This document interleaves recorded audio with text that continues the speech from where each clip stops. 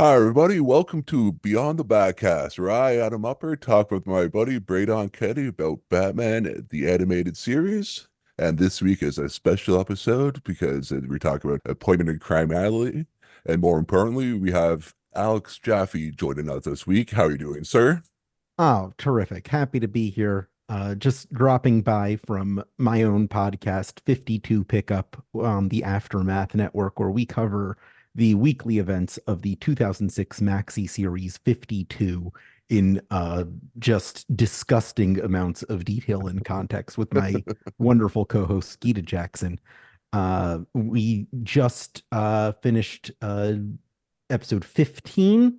And if you're a subscriber to the Aftermath website, you'll be getting an interview we did with Mark Wade pretty soon. I'm very excited about Nice. that. But today I am here to talk about the show that taught me what Batman is. We're talking Batman the Animated Series. We're talking Appointment in Crime Alley. Yes. So yes, this was the 26th episode to be produced, but it was the 12th episode to air. So that made it air Tuesday, September 17th, 1992. Do you remember what you were doing September 17th, 1992, Jeffy or Um, Alex? I was probably reading my dad's Shazam Treasury collection that he Oh, got from my grandfather's drugstore when he was a kid. And I learned to read off of that thing just over and over until the binding wore off. But when I was 3 years old, I was all about Captain Marvel, and that's about where I was. so you're three. Okay, I was for some reason I thought you may have been like older than me. So you're 1989. Yeah, so that yeah, so I'm slightly young, a bit younger than me because I was born in 1880, and I think Braydon's like what 90, I think, something like that, 90, like yeah. 89. So yeah, so we're nice and young. So yeah, so obviously you probably didn't watch the show in its initial run because you're three, or were you did your parents plunk you in front of the TV when this first aired? I would say I first got familiar with Batman the Animated Series around the same time that Batman Beyond was airing. So they were So that was doing like reruns. 1999, I Yeah, think. they were doing reruns alongside Okay. Batman Beyond, and Okay. that's when I discovered who this Batman guy was. In the mid 90s, I was more of a Superman person because after Death of Superman, the Yeah. comic stands just kind of exploded everywhere. And I followed, I was late to that. So I followed like the trial of Superman. I got really into Alpha Centurion, a supporting character nobody remembers. And then it was with BTS, specifically the Christmas with the Joker episode, I think. That was the Hmm. first one I saw that I got really into this whole, the whole idea of like, oh, like in animation, these superheroes really work. And that's something that DC has been good at for a long time, just conveying who these characters are through the medium of animation as opposed to live action. They're meant to be cartoons. They're meant to be idealized forms that don't quite 100% translate to the real world because that's who they are. They're designed to be cartoons, as Max Fleischer showed us in the Yeah. 1940s. Yeah, Uh, especially with some of the powers, yeah, he can't really, I doesn't really, I can't really right. get it right. And so, like say, like the Green Lantern stuff, like yeah, it's gonna be really hard to really put that in live action, really. Even with its faults, yeah, like there's 2011 Green Lantern like tried, but yeah, but it was one of the main issues with that movie. Yeah, so it'll be Not quite. interesting what happens with the next one with James Gunn. But at least like Right.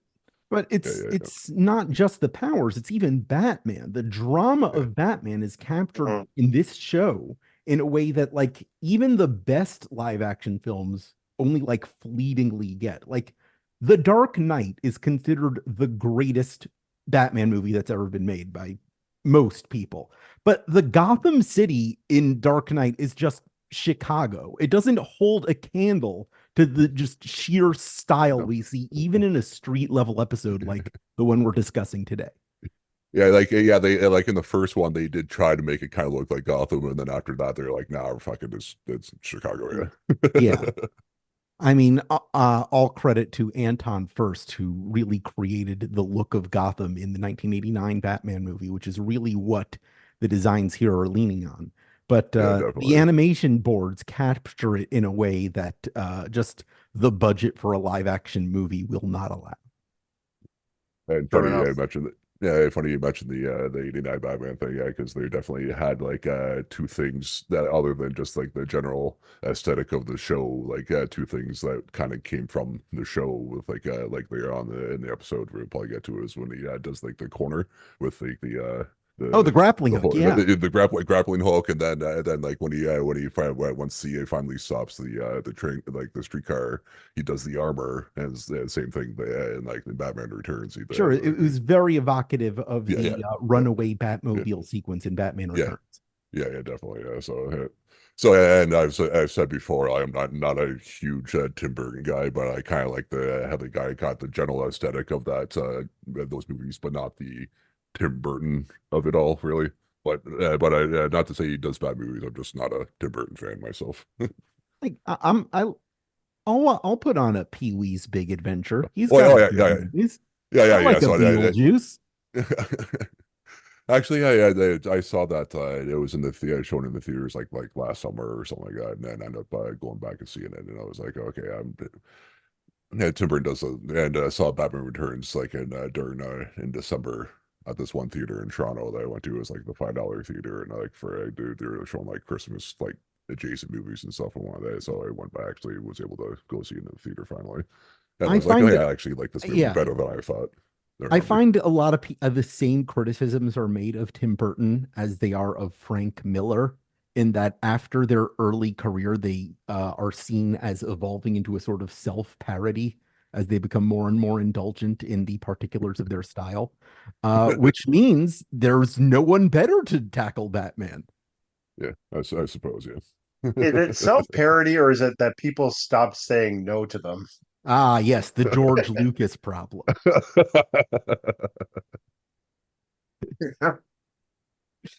I was going to ask you, Jaffe, because I know you do writing for DC. That's What true. are the stories for like I guess in terms of Batman that you particularly are fond of? Oh, wow.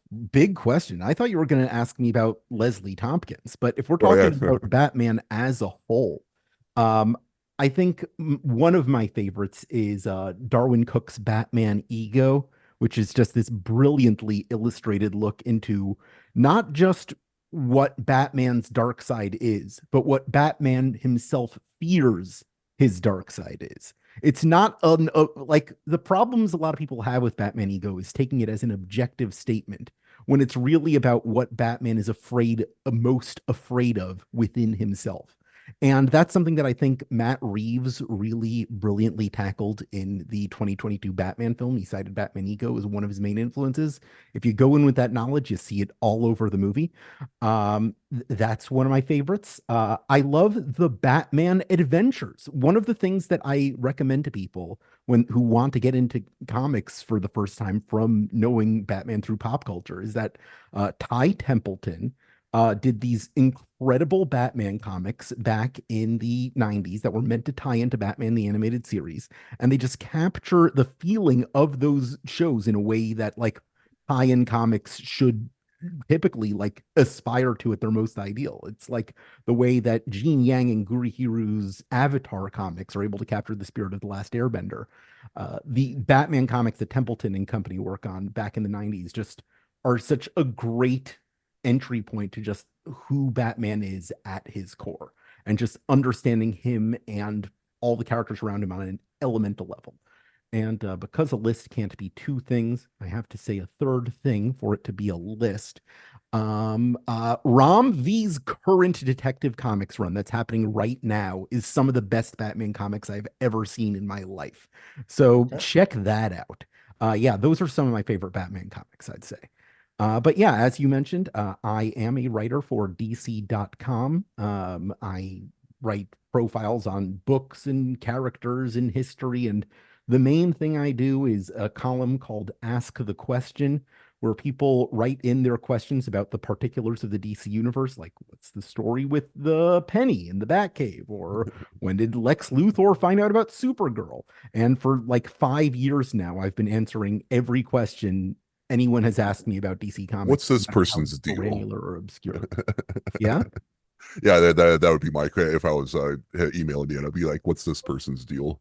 Yeah, what's this person's deal? Yeah, Yeah, that's the kind of question I get all the time. So like once a month, someone will ask me, "So what's up with Condiment King? Is that a real guy?" And I'm like, "Okay, listen, we got to talk about Batman the Oh, Animated Series again oh. because Uh, again, this is where he's from."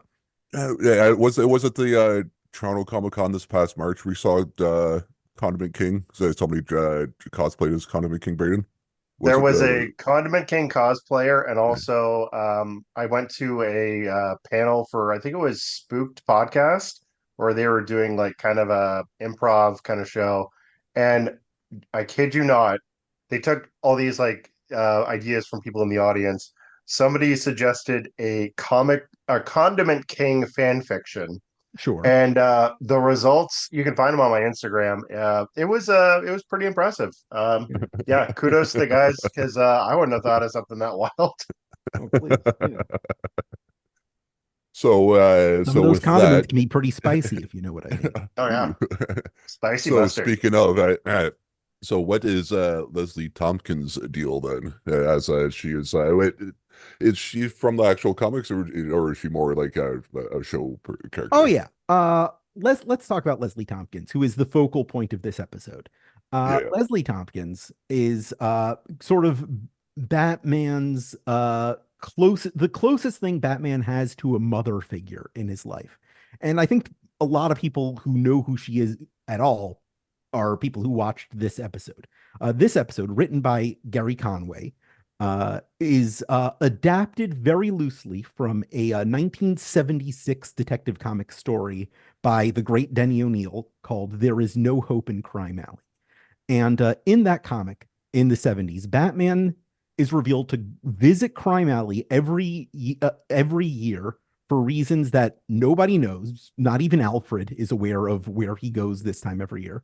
And he's going to see this lady who has no idea who Batman is, except for the fact that she visits him every year, that he visits her every year and just makes sure she's okay. And it's revealed at the end that Leslie Tompkins was a bystander who saw the aftermath of the Wayne murder and comforted him when he felt all alone in the world.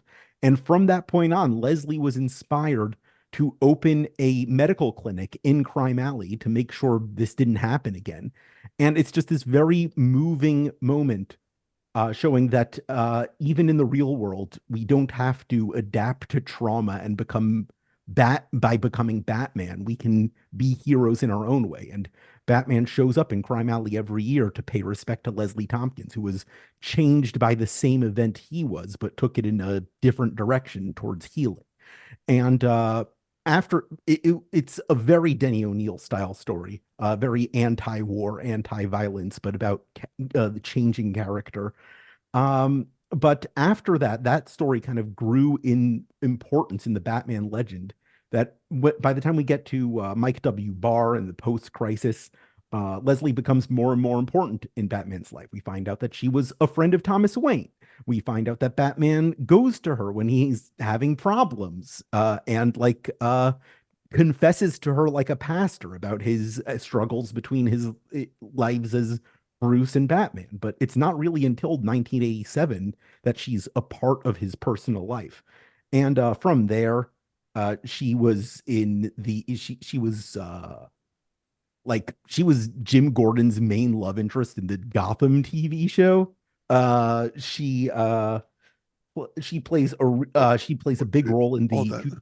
That's 2000. who Marina Bacardi or whatever her name is. Yeah, that's Maureen Like, Oh Bacardi. yeah. that's what. Okay, I think I watched a bit of the first season, but it didn't really stick. Yeah. So, but okay, I was wondering who she was. Yeah, okay. She's a big part of the No Man's Land story, where she's like kind Oh, of the sole sane figure in that whole crazy landscape. She played a really cool role in Batman the Imposter, a recent Black Label book by Mattson Tomlin, who is the co-writer on the Batman movies.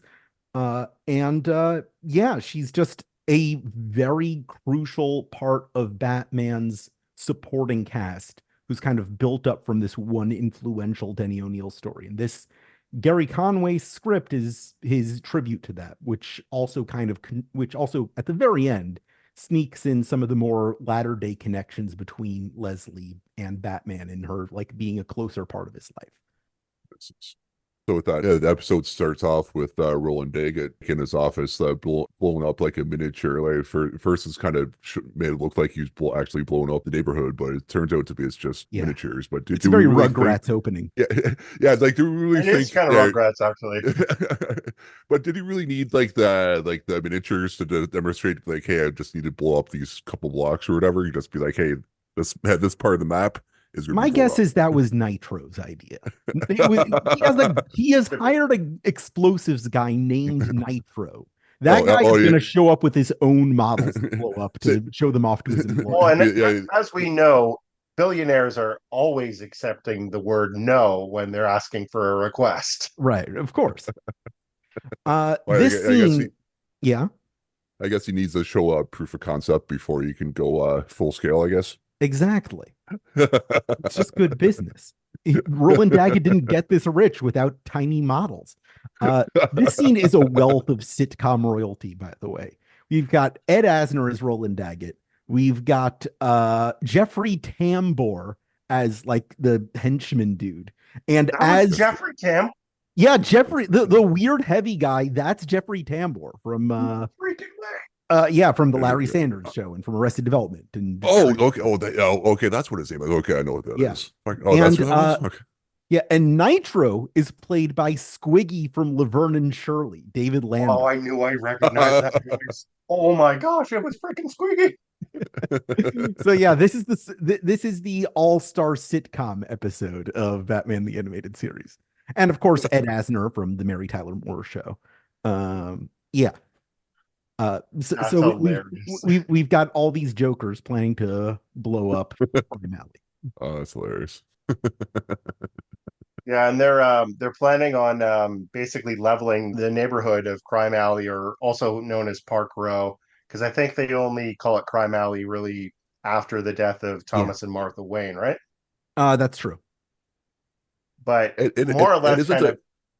and isn't the crime family like Black Lightning's like part of town, or is it like No, somewhere that's else? Suicide Slum.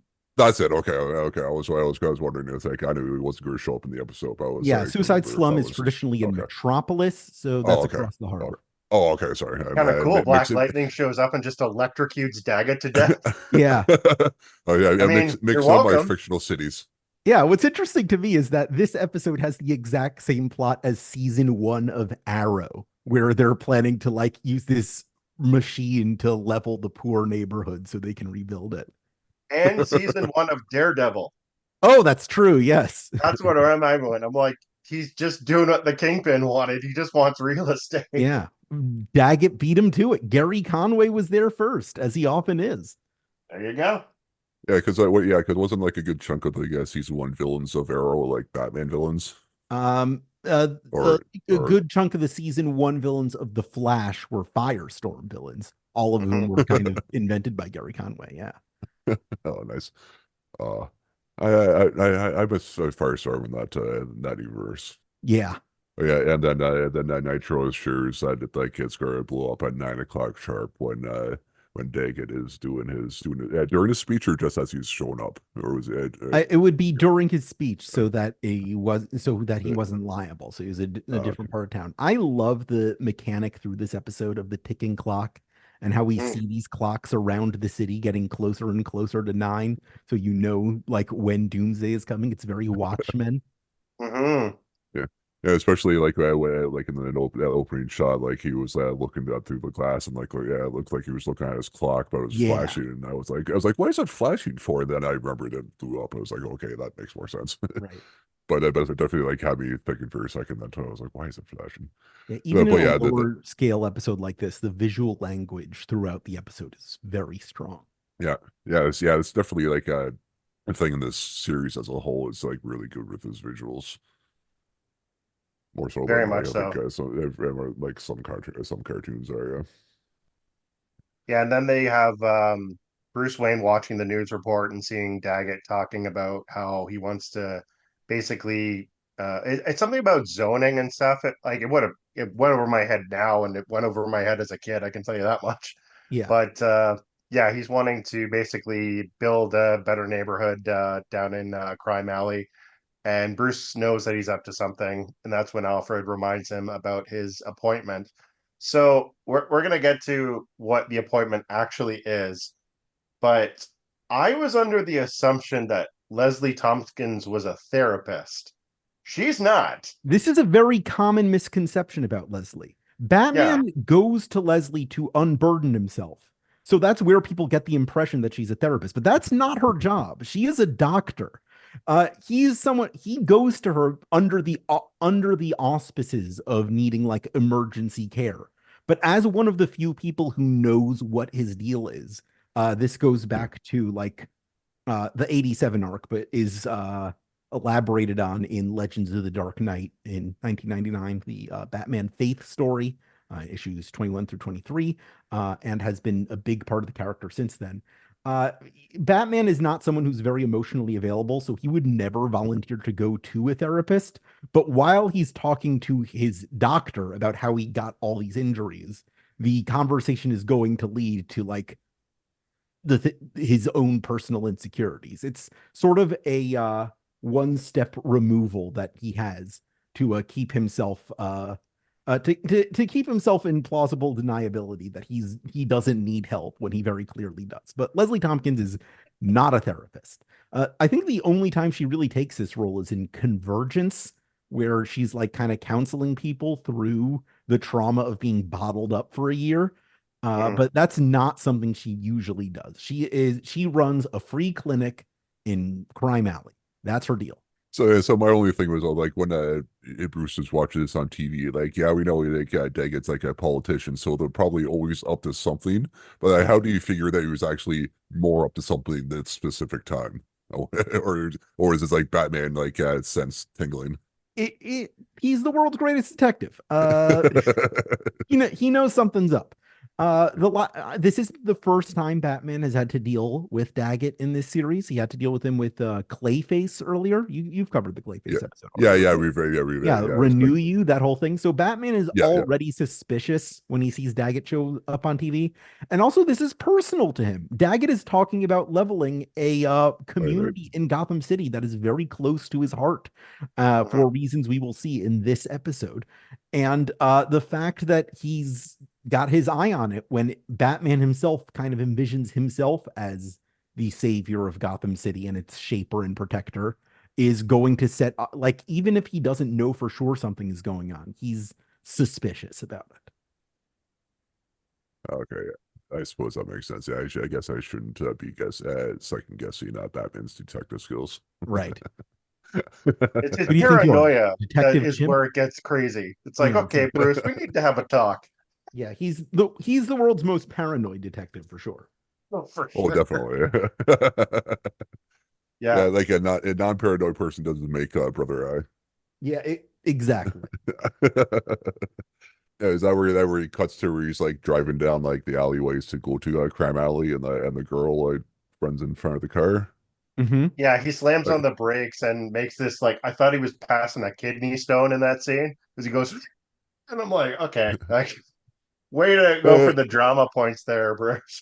yeah, but with that, see, my other question is like, why was he just like driving down like the street and just like turn down like the wherever like the alley was then, or do you think you need to go down like drive down the alley specifically to go where he's going, or is he trying to hide where he's going? I mean, I don't think Batman likes making himself public unless he absolutely has to. The Batmobile is not built to be admired. It's built for stealth and speed. So he's trying to get from one place to another as quickly as possible. I'm not sure a car in a traffic dense city is the best way to do that, but we already decided in the 40s that Batman's thing would be a car. So that's what we're stuck with.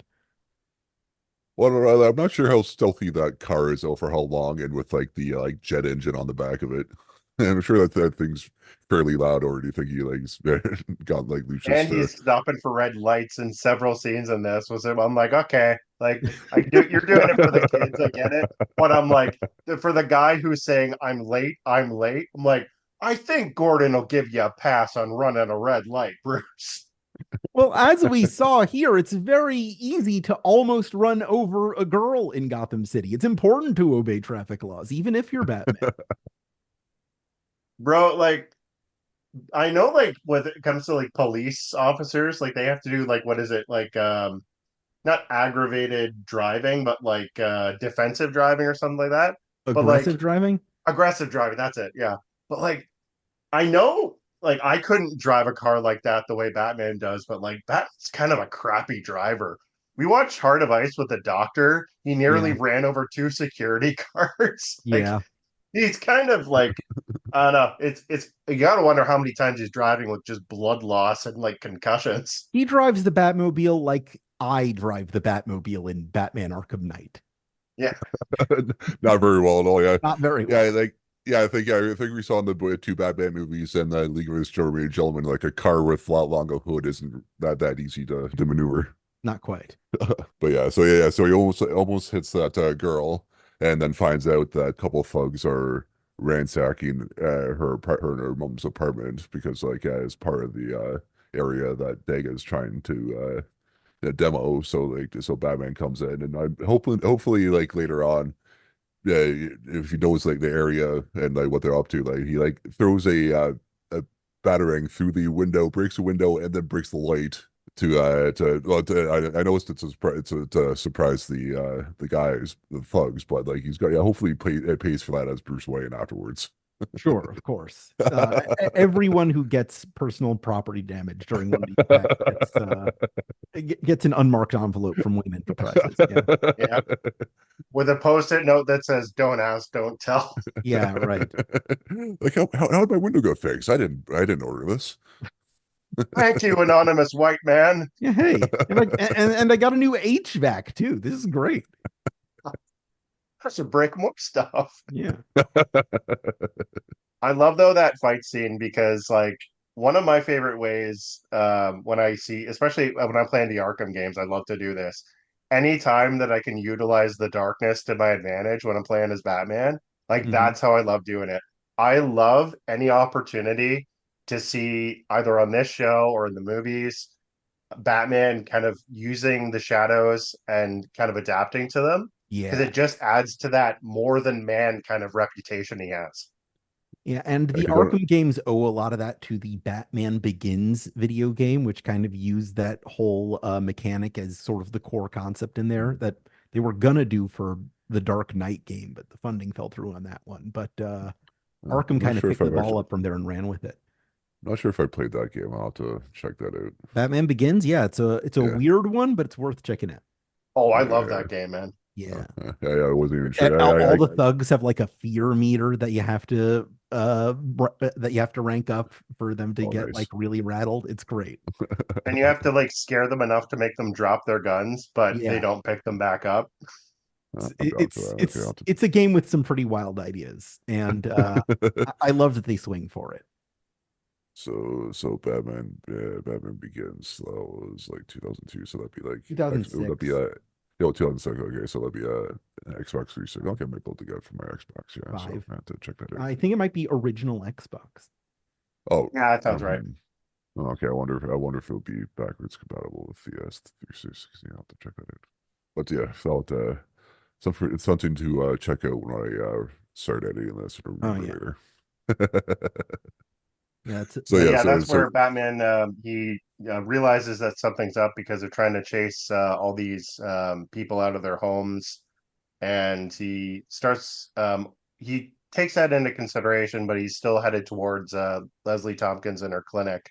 hmm And so that's where I wondered when so who's Adam, I know you're a Star Trek fan. Who is it that voices Leslie Tompkins? Dr. Pulaski?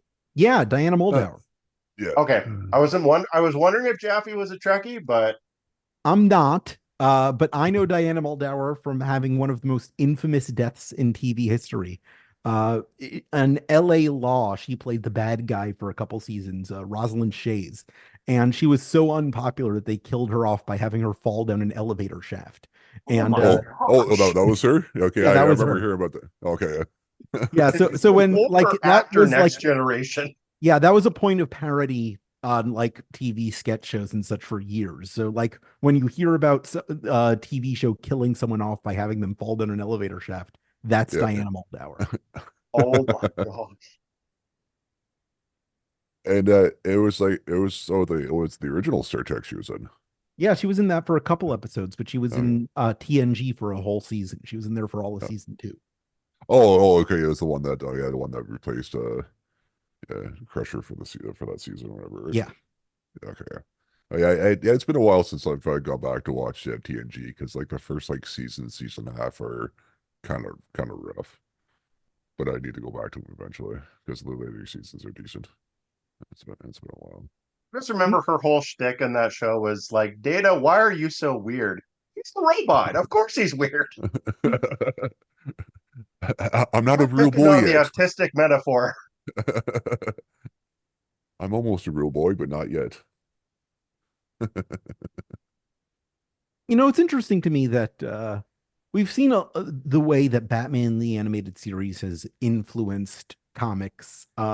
Just the very idea of who Mr. Freeze is, who Poison Ivy is, just whole concepts of the Joker and Commissioner Gordon and Alfred, just like every major character who appears in this show changes the way that we perceive them in comics for the next 30 years. But Nitro never seemed to make the jump, did he? We never see Nitro show up in a comic. Not much call for a gimmickless dude whose thing is I can blow stuff up. Justice for Nitro. Yeah, justice for Nitro. Who's gonna pull that guy? Who's gonna put Squiggy in their Batman comic? He's got bills to pay. Come on, man. Yeah, He's still alive. he's alive in my heart. There you go. That's what's important. So after he learns all he can from the three thugs, he is that where you see that Leslie is at the community center wondering where he is and goes out to look for him. Well, like I don't know why she would go looking for him instead of just like waiting there for him. So instead of Because like he's giving him never like a late. couple. It's a point What? of concern. Well, you should like give him a couple like a few minutes leeway, even unless he's like an hour, like a half an hour late. Because that whole thing with like the kid or the mother should have been like 10, 15 minutes. So you should like unless Batman's like always like right on time for things. At this point in Leslie Thompkins' character development, I guess. 1992, she's very much become a mother figure to Batman. She was Oh, even okay. implicated as being Bruce's foster mother for a while in the 80s during Mike Bard's run. Oh, So they're very close, and she okay. cares for him the way that a mother would care for a son. So if Okay, I he's suppose that makes sense. Yeah. uncharacteristically late, considering how dangerous his job is, she's going to worry that something's up. Not my boy. Can't Right. hurt my Batman. All right, so I suppose so is that so she's like walking down the road and is that where she sees like Nitro and the two other guys like about to blow up the With the cells. door wide open. Right. Yeah, Yeah. yeah, The least Daggett discreet doesn't. job I've ever seen. Yeah, Daggett needs to get some better thugs, man. All of Daggett's Nitro. good thugs got arrested in the Clayface job. No kidding. He's left with Jeffrey Tambor. Actually, if I had thought like Jeffrey Tambor was available, I think I'd probably just hire him just for the hell of it. So, but of course, I'm not sure like how good a thug you'd be though. Exactly. So Ed Asner's so- going so- for laptop star on the power. way. He's not going for competence. So I guess you're right. You are getting what you pay for, I suppose. Yeah. So. If you need Yeah. someone to say hey now, you got the right guy. If you need someone There to you go. keep the door closed when you're blowing up a condemned building, maybe hire a demolition expert. Yeah. So that's where they go to Leslie getting kidnapped by these guys Mhm. when she realizes what they're up to. And I loved maybe it was Tambor's guy who was like, "Are the ropes still too tight, lady?" when he's tying her up. I'm Yeah, like, that "You're was very him. That was considerate for Tambor. an attempted murderer." He's nice about it. Well, it's just kidnapping right now. So Yeah. like you can kidnap and still be nice, right? Yeah, he didn't want to kill any old lady today. They make it very clear that they wanted the buildings to be vacant when it happened. That's why they're threatening people to get out of there. They don't want anyone to die. They don't need that kind of heat. You only They're- like blowing things up, Right. not killing people, not people, Exactly. things. This is about property damage. It's not about taking lives. I like the big boom. Right. I like seeing things go boom. Nitro's not Mr. Zaz. He's a fireworks dude. I mean, ideally, Nitro would just blow up Mr. Zaz and do Gotham a favor. Ah, he's not a Well, guy then, blower upper. He's a building blower upper. There's a distinction. and of course, then just like Joker said in the Dark Knight, like if you do something good, you got to get paid for it or whatever. So like, it's Right. not going to Yeah. blow him up, but not going to blow up the size unless someone pays them to do If it. you're So good it's at not going. something, never do it for free. Yeah, yeah, that's There it. you Yeah, go. I know. So I know I was fucking it up. Speaking There, of which, we'll but, negotiate my fee after the recording. Well, you got two of us, so you got to send two fees. Yeah, I'll let you split. Don't be giving him ideas. So that's where you get Batman going. He's still trying to get his way to find Leslie, and that's where he pulls up to the clinic, which makes me think like was Batman just gonna pull up to the clinic in the Batmobile and just be like, "Sup?" Because even this lady's just like, "Holy crap!" when she sees him. Sure. In fact, that's kind of true to the comics. In the original story, Batman just kind of pulls up in his Batmobile and strolls through Crime Alley. And most people know not to mess with him because he's Batman. And the few people who don't learn quick not to next time. Yeah, That's a good point. the odd new thug in town. He's like, hey, what's Batman doing? He's not saying this is our territory, and then he just gets taken care of. He's like, okay. Yeah, like eventually we get to the point in the comics where like Leslie Thompkins will go for a walk through Crime Alley, and the thugs will be like, "Don't mess with her. She's friends with Batman. We don't touch Leslie." It's awesome. It's like Yeah. remember that World's Finest thing where the guys are on Air Force One and they realize Lois Lane's there and they're like, "Wait, you're Lois Lane?" Oh, Yeah, shit. that's such a good scene. I don't I need this love kind of that. heat, man.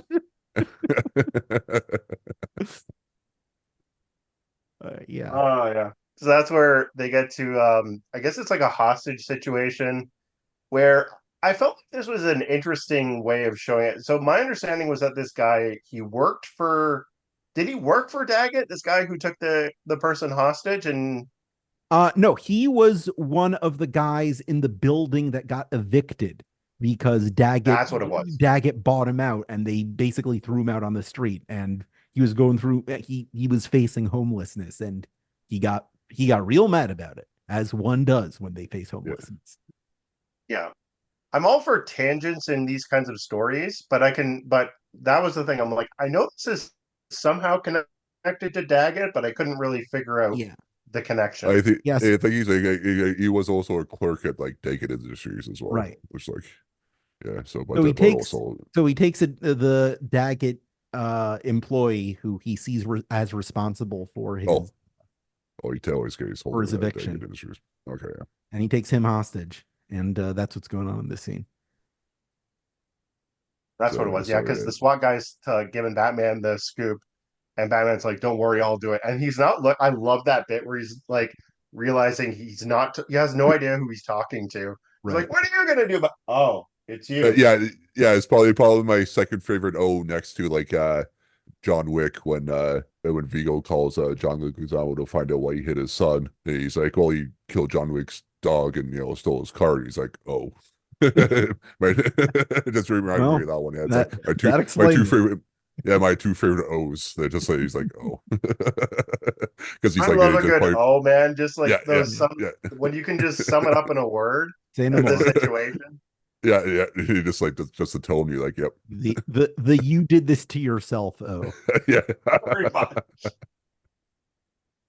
Yeah, Batman. He's pretty good work of the hostage situation. It was a nice kind of fight scene, like watching them kind of play with the height of the billboard and saving these guys at the last second. And even when he like touches down, they're like under his like cape.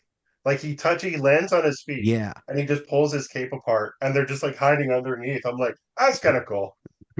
I was reading a while ago the series Bible for Batman the Animated Series that Bruce Timm and Paul Dini wrote, and one of the things they wrote was that every episode needed to have a major memorable action set piece in it that was totally unique to that episode.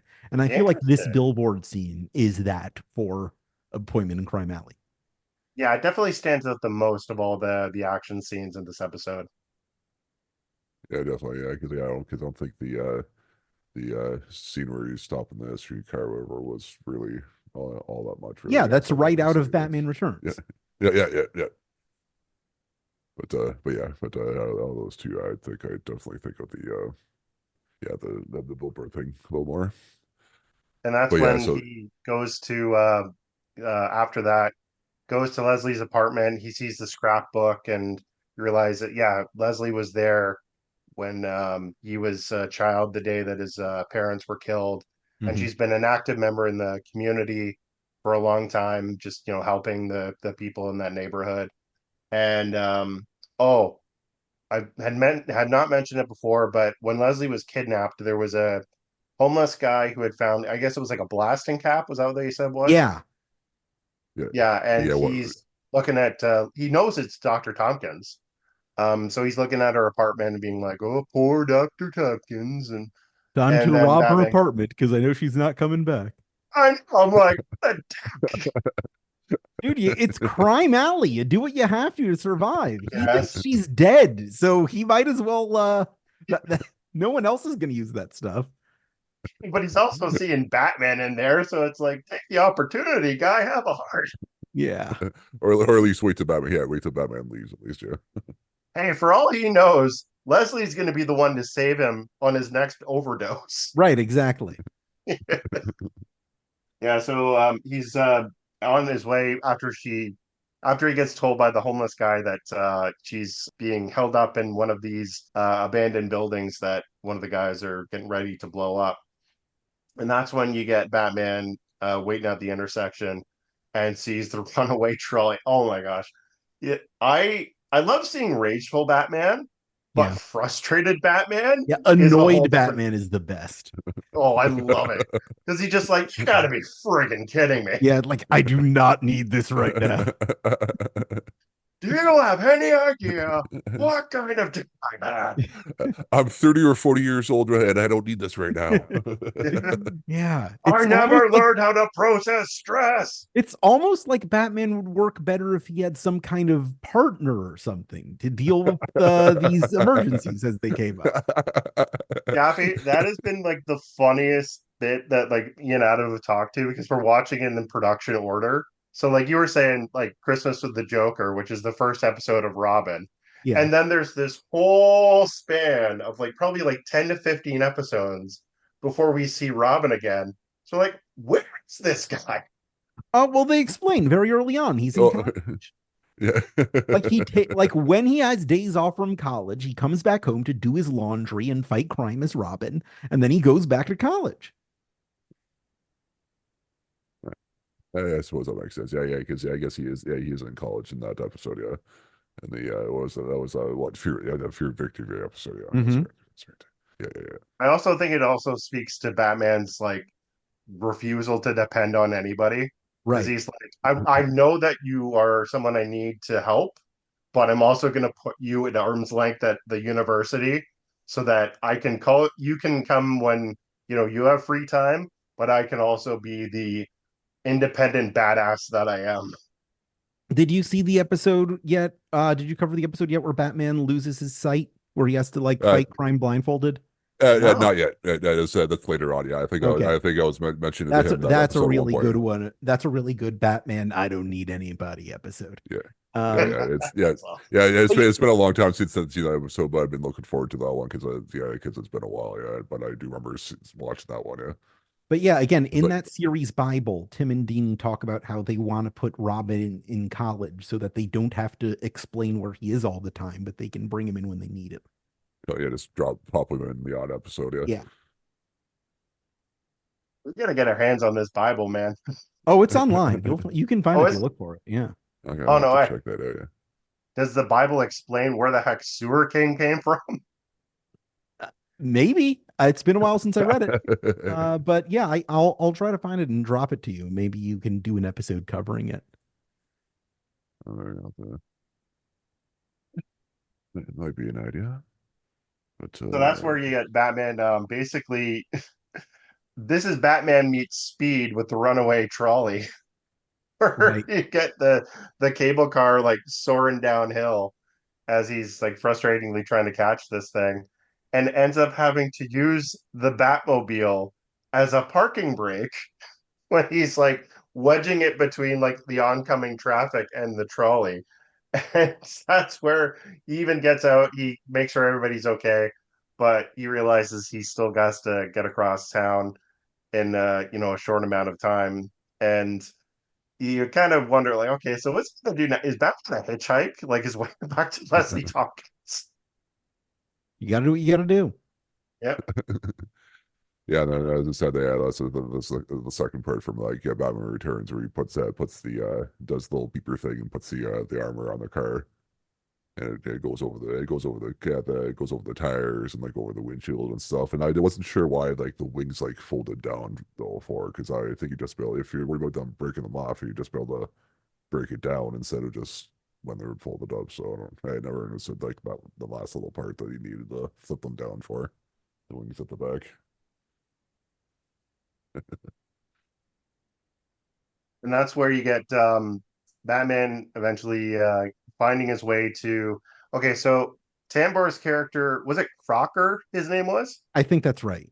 Yeah, Yeah. so it's Crocker and Nitro, and he knows exactly who these guys work for, and he wants to know what's going on.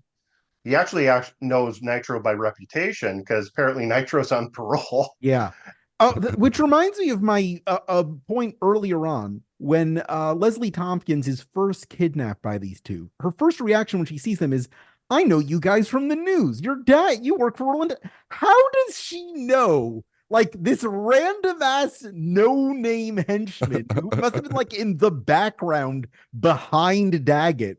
Like, how is she so familiar with Roland Daggett's payroll that she knows his muscle men?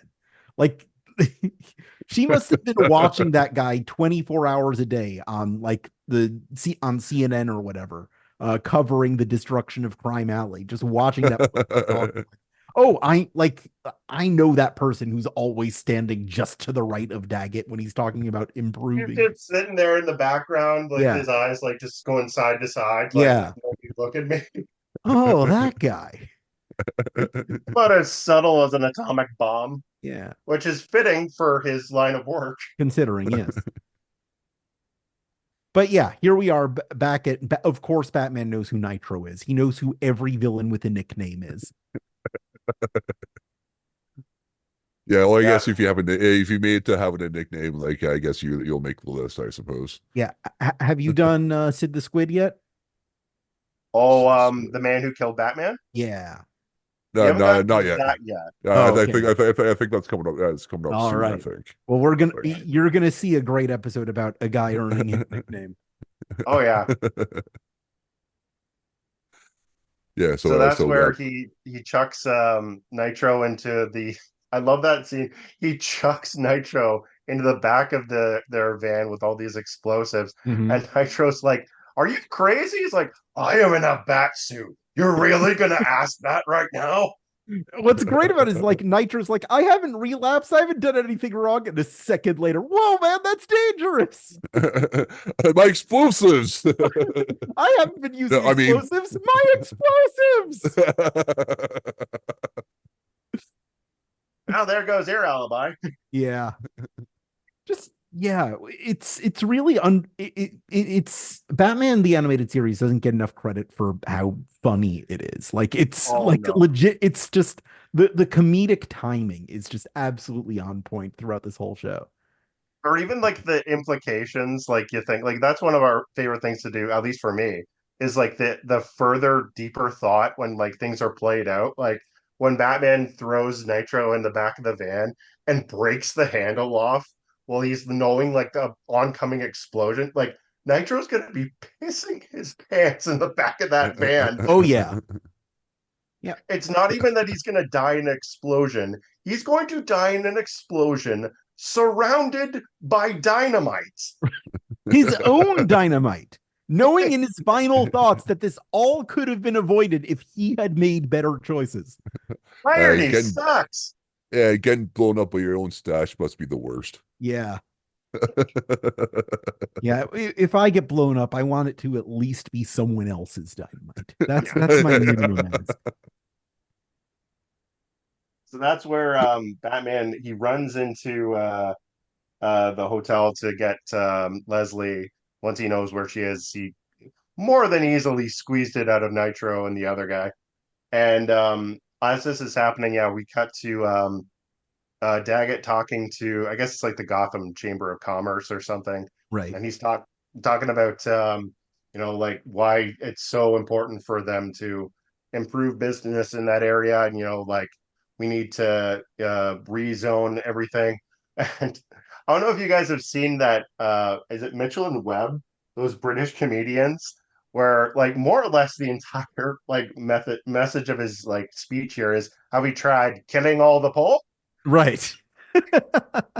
I have I have seen Been it before. hiding it. It's absolutely that. Like, we need to decide if we're on the side of the weak or the strong.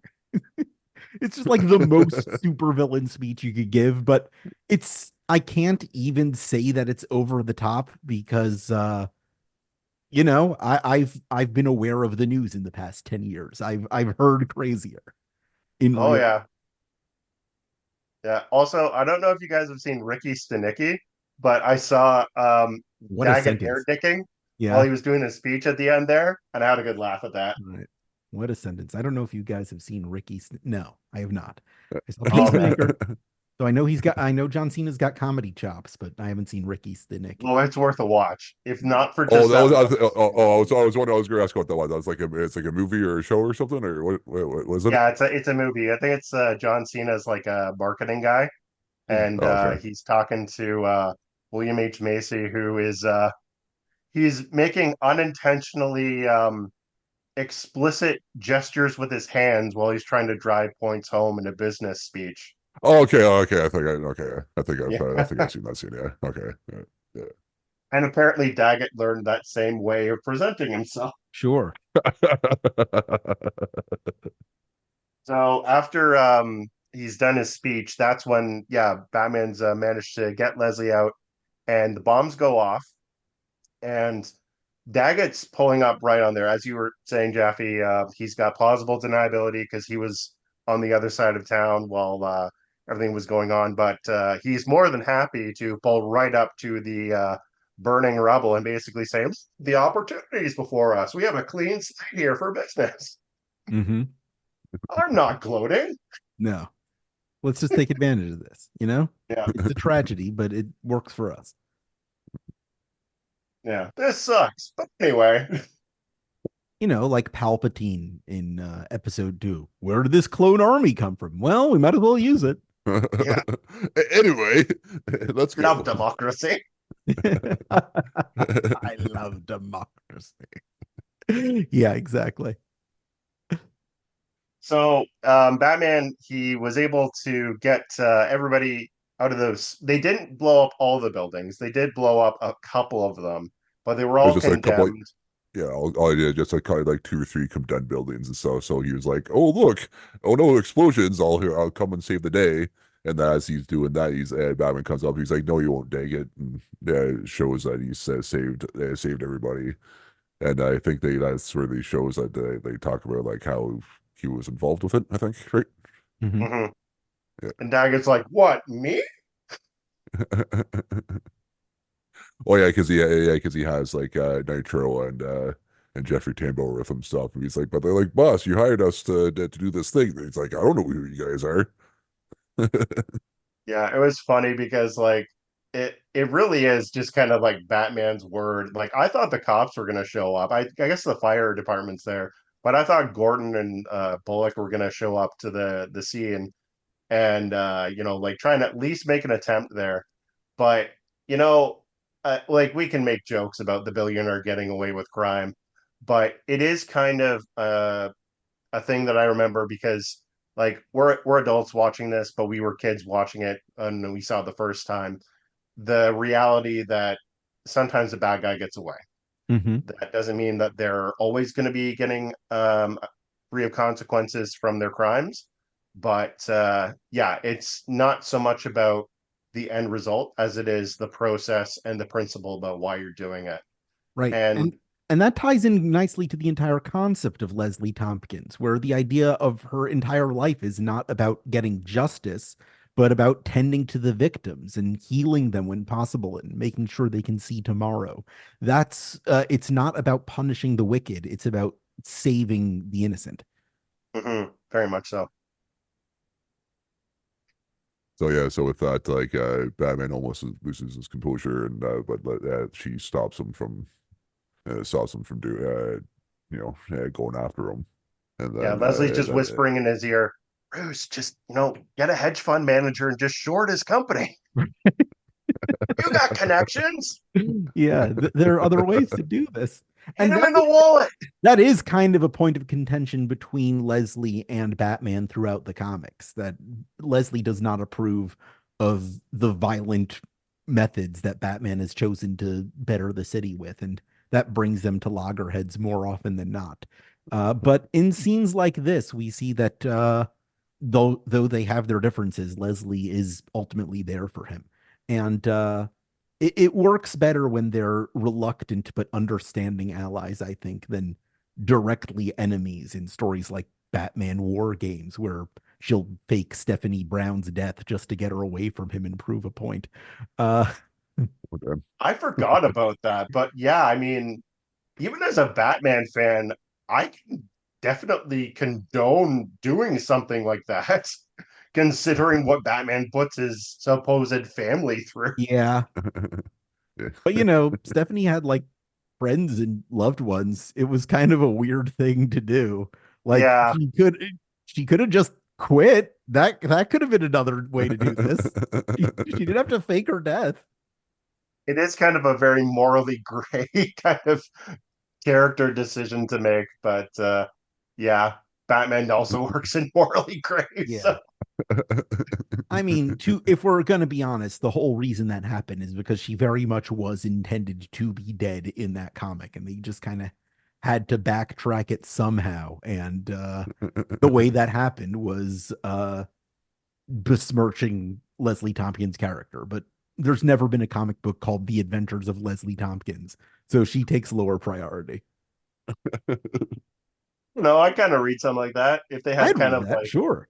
yeah, Leslie Tompkins is kind of like the antithesis to like Gregory House, where she actually gives a crap. It's like the comic strip Mary Worth. It would be like that, but in Gotham City. Yeah. I'd I read mean, we've that. done Gotham PD, so yeah, we could do Gotham MD. Yeah, why not? I'm And sure then people we get are all kinds of weird illnesses. You well, work well, for the, Warner Brothers? Yeah, that means we got to For do DC. Gotham Fire. Sorry. We got to do Gotham Fire then as well if we're yeah. doing that. To do all three of them. Listen, if Warner Brothers listened to any of my pitches, there would be an ongoing question comic book right now. So you're talking Oh, to the wrong oh, guy. That's that's all, yeah. true. And a lot So, more Cassandra Cain. Yeah, you bet. Yeah. Although I'm Yeah. loving what I'm getting. Birds of Prey is terrific, and the Eisner judges know it. Uh, those just came out this week. I was happy to see how much DC stuff there was on there. Well deserved. I'll have to check that out and see that. So after that, both Batman and Leslie go to the spot where his parents were killed, and they lay a couple of roses down Mm-hmm. and marry the parents. They actually zoom in on like a picture, and I think this one of, if not the only time you like see like a picture of. Oh, actually, one of the few times you see a picture of his parents. Yeah, because In the series. but Yeah. one thing I like, yeah, like because I said like about this show that it's not like the movies where every like 5 minutes they're showing like the pearls drop and them getting shot or like a gunshot going off or whatever. Like they've like alluded to it a few times, like that, like definitely like this episode the most, but yeah, I think every other the other episodes where they've touched on it's just been like barely anything really so far. So Yeah. And there's a really nice touch at the very end where this episode ends with the same exact exchange as the original Denny O'Neil comic, where Leslie says, good people used to live here. And Batman looks at Leslie and says, good people still live in Crime Alley. Just Hmm. endorsing her whole lifestyle and what she does and the way she has chosen to fight crime in contrast, but also in harmony with the way Batman does. It's a very tender moment, and it's the kind of scene of heart that really defines Batman the Animated Series for what it is compared to like your typical action beat 'em up superhero cartoon. Yeah, or very just your much so. regular cartoon, definitely your or just your basic cartoon. Yeah, it actually has like the heart to it instead of just being like a distraction for the kids or Yeah. something. Yeah, And yeah, one thing that I think is interesting for me when I watched this for the second time was when you really think of it, if Batman was to hear that they're going to blow up Crime Alley, I mean, he'd be sad. He'd try and keep people from getting killed in the process. But when it comes to trauma, usually it's the places that trauma happened that we associate with that people just want to forget about. So the fact that he's like, no, I'm fighting not just for the people, but for this neighborhood, when he could easily just be like, let it burn. Like I think of that Batman Begins line when he's coming back home from college and Alfred's like, this house is your family's legacy. And he's like, I want this house like brought down brick by brick. I hate it. It's a mausoleum to me. And he could very much be thinking of Crime Alley is the same thing. This is the place where my parents died. But he's using it Raphael. as a chance to make a turning point in the lives of Gotham's people to say, this is going to be a different place than the place that I had my life changed. Right. You're saying what Bruce does in Batman Begins is a sort of approach to Batman, but I think it's very much more in character with what we know about Batman over the past 80 years now, that he would refuse to get rid of that reminder of his childhood. Crime Mm, Alley is a symbol of the reason he became Batman. You can't erase it because it means that you might be able to erase Batman, that he could forget what this meeting is about. Batman keeps himself in that mindset of that trauma so that he can fight this impossible fight night after night after night. There's a great episode of Harley Quinn, the animated series about that in season 3, well, I where he's still need to just see that forcing show. himself to live that over and over again. It's and it's one of the best episodes of the series, and it just really captures the traumatic place that Batman intentionally puts himself in. No, he mm. can't move past Crime Alley. He can't let it be destroyed because it's so fundamental to who he is as a person. Yeah, very much so. All right, so what would you rate this episode out of five crime alleys, Alex? 5 Crime Alleys. Yeah. Well, let's see. There's only one crime in Gotham City, but but good people still live in Crime Alley. Yes. Um, uh, I don't think this is one of the like we were saying before the recording. I don't think this is one of the episodes that people go back and watch because it's Yeah. not one that has like a colorful villain in it. And it does lack something, the fact that the threat is Squiggy from Laverne and Shirley. As great as Ed Asner is, it doesn't have the Clayface element of Asner's last episode. It's very emotionally powerful and it's got Hmm. memorable scenes in it. I think I'm gonna give this by standards of like any superhero show ever, this is an A. But by Batman the Animated Series standards, this is like a 3.5. And you Braydon? I'm gonna go with, you know what? I'll go with a 4 out of 5. Because yeah, I think it is a different take for something that the show usually offers of yeah, kind of the cartoonish, good guy versus bad guy thing. But it's a very impactful story. I think this is actually one of the episodes that Bruce Timm has said like makes him cry, and I can kind of Yeah, see I why. get it. And yeah, you see kind of the reality of what it means to even in the non-cartoon world, how to combat, crime, how to combat poverty, and how much people are willing to stand up for um, their roots, and it gets Batman back in touch with his roots. I think I'll go give it a 3.5 as well, really. Yeah, because I said with going with what Alex was saying, yeah, it's not like not kind of like a just not like a Joker or Clayface episode or anything. Yeah, it's just, but it does definitely have like the heart of a Batman of the Yeah. animated series and stuff. But yeah, it's definitely not like There are strong it's, character moments, but well, yeah, every definitely. Batman episode has strong character Yeah, moments. so I probably wouldn't put it like high on the like the rewatch list. I don't think, but Yeah. still a good episode nonetheless. So yeah, because it's not we're not getting the punchy Batman, but we don't necessarily need the good punchy Batman all the time. I imagine there aren't a lot of low-rated episodes in this watch. Oh, I think we've probably like gone like the two like bad episodes that were probably going to be of like the series so far. I think Yeah, so. you've probably got So, to I've got Batman in my basement. yeah. That one, and Underdwellers we've already done. So like, Yeah, so you're uh, smooth sailing from here on out. yeah. So yeah. So I just said like, yeah.